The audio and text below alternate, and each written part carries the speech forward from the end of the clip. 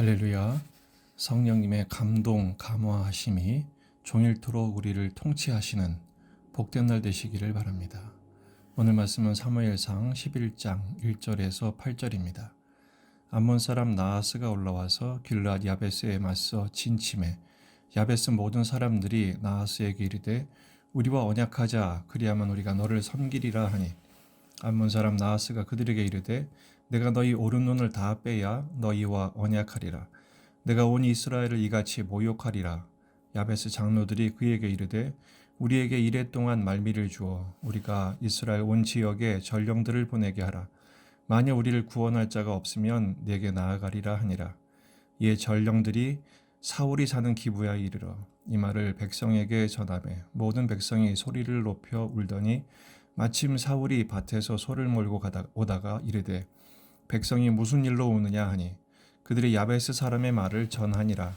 사울이 이 말을 들을 때에 하나님의 영에게 크게 감동되매 그의 노가 크게 일어나 한 겨리의 소를 잡아 각을 뜨고 전령들의 손으로 그것을 이스라엘 모든 지역에 두루 보내 이르되 누구든지 나와서 사울과 사무엘을 따르지 아니하면 그의 소들도 이와 같이 하리라 하였더니 여호와의 두려움이 백성에게 임하매 그들이 한 사람같이 나온지라. 사울이 베색에서 그들의 수를 세어보니 이스라엘 자손이 30만이요 유다 사람이 3만 명이더라. 아멘.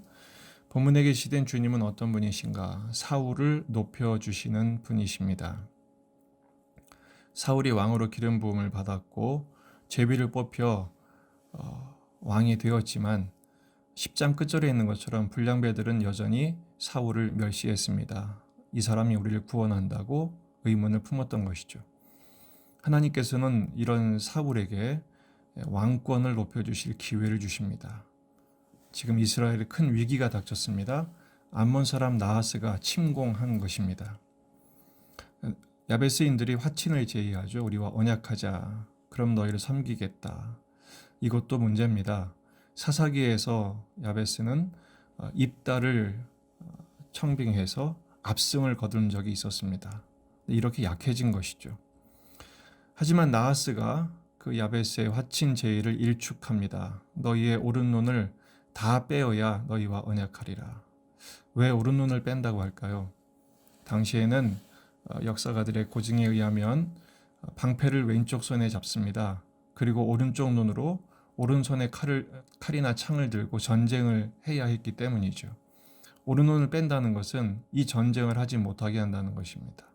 단지 농사만 지어서 그 농산물을 착취할 대상으로만 삼겠다는 거죠. 야베스의 장로들이 이레의 말미를 요청합니다. 온 이스라엘의 구원할 자를 찾고 없으면 그렇게 하겠다. 나하스가 허락을 하죠. 이것도 무시한 것입니다. 너희에게는 구원자가 없다고 멸시한 것이죠. 전령들의 소식을 듣고 사울이 사는 기브아에 모든 백성들이 소를 높여 통곡을 합니다. 마침 사울이 밭에서 소를 몰고 오다가 이 소리를 듣습니다. 바로 여기서부터 위기가 기회가 되게 하시는 하나님의 움직임을 우리가 포착할 수 있습니다. 왕을 세웠지만 아직 왕권이 세워지지 않았죠. 사울은 왕이 됐지만 여전히 밭에서 소를 몰고 있었기 때문입니다. 이런 사울을 나라의 왕권을 세우시게 하시죠. 어떻게 그렇게 하십니까? 이 말을 들은 사울이 하나님의 영에게 크게 감동됩니다. 6절 하나님의 영에게 크게 감동되며 그의 노가 크게 일어나 그랬습니다. 성령께서 사울의 마음을 뜨겁게 하신 것이죠. 원래 사울은 어떤 성격입니까? 소심한 사람이었습니다. 키는 컸지만 짐 사이에 숨었고 또 멸시를 당할 때도 한마디도 하지 못했던 소심한 사람이었습니다. 하지만 이 순간만큼은 하나님의 영께서 크게 감동을 주셔서 의분이 일어나게 하신 것이죠. 그래서 한 겨리의 소를 잡아 각을 뜨고 전령들에게 온 이스라엘에 두루 보내서 선포하죠. 사울과 사무엘을 따르지 않으면 그들의 소들도 이렇게 될 것이다. 그러자 7절 끝부분 여호와의 두려움이 백성에게 임했습니다. 이것도 하나님이 하신 거죠. 사울은 하나님의 영에 크게 감동되었고 온 이스라엘은 이 소식을 듣고 하나님의 두려움, 하나님의 영광으로 인한 사로잡힘이죠. 이것이 백성들에게 임해서 한 사람같이 나오게 됩니다. 그렇게 모인 수가 이스라엘 자손이 30만, 유다가 3만입니다. 33만, 엄청난 수죠. 하나님께서 광야에서 이스라엘 20세 이상의 장정들만 계수했을 때 60만인 것에 비해서 이 33만은 시대적인 그 어려움에 비하면 엄청나게 많은 숫자입니다. 더군다나 그들이 한 사람같이 나왔다 그랬습니다. 하나님이 이 나라를 붙들고 계시다는 증거입니다. 오늘 말씀의 핵심은 성령의 감동입니다. 사울이 어떻게 시작됩니까? 10장 6절에 있는 것처럼 하나님의 영이 임하여 변하여 새 사람이 되죠. 여기서도 하나님의 영에 크게 감동되어 전의가 충천하게 합니다. 대상에 좌우되지 않죠. 지금 암몬 사람 나하스는 이스라엘에게는 굉장히 강력한 대적인데 그 가운데 하나님께서 사울에게 믿음의 용기를 주신 것입니다. 마치 골리앗 앞에서 다윗에게 용기를 주신 것처럼 말이죠. 오늘 말씀은 우리에게 어떤 적용점을 주십니까? 첫째, 우리도 성령 충만하게 하기를 원하신다는 것입니다. 지금 사울과 이스라엘은 암몬 사람 나하스와 싸우고 있지만 우리들은 누구와 싸우고 있습니까? 밖은 마귀 사탄이 지배하는 세상, 안에서는 내 안의 정욕과 탐심과 싸우는 영적 전쟁의 현실에 놓여 있습니다. 갈라디아서 5장 24절에서 26절, 그리스도 예수의 사람들은 육체와 함께 그 정욕과 탐심을 십자가에 못 박았느니라. 이게 바로 우리가 해야 할 영적인 전쟁입니다.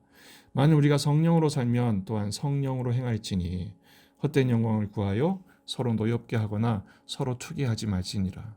주적을 분명히 해라 라는 것이죠. 서로 형제끼리 싸우지 말라는 것입니다. 악한 마귀 대적과 세속으로 가득 찬 세상과 싸워야 하고 내 안에 그 세속에 의해 흔들리는 정욕과 탐심과 싸워 이기기 위해서는 성령으로 충만해야 합니다. 따라서 오늘 말씀은 우리로 하여금 지속적인 성령 충만을 촉구하십니다. 지금 사울은 성령으로 시작했습니다. 그럼 사울은 성령으로 시작하여 성령으로 진행되고 성령으로 끝났나요? 그렇지 않았습니다. 사무엘상 16장 14절을 보면 여호와의 영이 사울에게서 떠나고 여호와께서 부리시는 악령이 그를 번뇌하게 한지라. 안타까운 장면이죠. 지금 사무엘상 11장은 앞으로 사울이 어떻게 세워질 것을 말씀하시면서 이것이 통치 내내 이 방식으로, 이 하나님의 방식으로 통치할 때 승리를 주시겠다는 레슨입니다. 그런데 사울은 지금 전쟁의 승리 외에 대부분의 전쟁에서 자력으로 싸웁니다. 자기 의를 위해 싸웁니다. 그러다가 악령의 지배를 당하게 되는 것이죠. 그래서 갈라디아서 3장 3절에서는 경고합니다. 너희가 이같이 어리석으냐? 성령으로 시작하였다가 이제는 육체로 마치겠느냐? 우리도 성령으로 시작했다가 육체로 마치는 경우가 얼마나 많습니까? 그러나 우리는 다릅니다. 성령이 우리를 포기치 않으십니다. 로마서 8장 26절, 이와 같이 성령도 우리 연약함을 도우시나니 우리는 마땅히 기도할 바를 알지 못하나 오직 성령이 말할 수 없는 탄식으로 우리를 위하여 친히 간구하시느니라.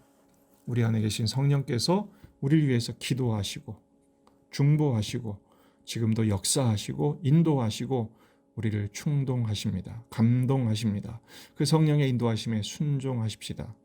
오늘 기도 제목입니다. 오늘도 성령으로 충만케 하소서. 성령의 인도하심에 순종케 하옵소서. 그리고 평생 도와주시옵소서. 특히 연약할 때, 우리가 연약해져서 세상에 휘두를 때가 많죠. 내 안에 탐심이 가득하고 내 안에 본성이 가득해서 성령 충만이 아니라 성질 충만으로 끝날 때가 얼마나 많습니까? 이 순간에도 우리는 잊지 말아야 됩니다. 말할 수 없는 탄식으로 우리를 위해 간구하시는 그 성령님의 안타까운 호소와 기도와 촉구와 인도하심에 엎드리십시다. 성령 충만을 떠나지 않도록, 외면치 않도록 사울을 성령으로 시작하게 하신 하나님, 우리도 성령으로 시작합니다. 그래서 종일토록 성령의 다스림을 받고 오늘 금요기도에 성령 충만한 기도로 주일 예배가 성령 충만한 모습으로 주님께 나가 예배하는 그 준비가 되는 복된 날이 되시기를 주의 이름으로 축원합니다.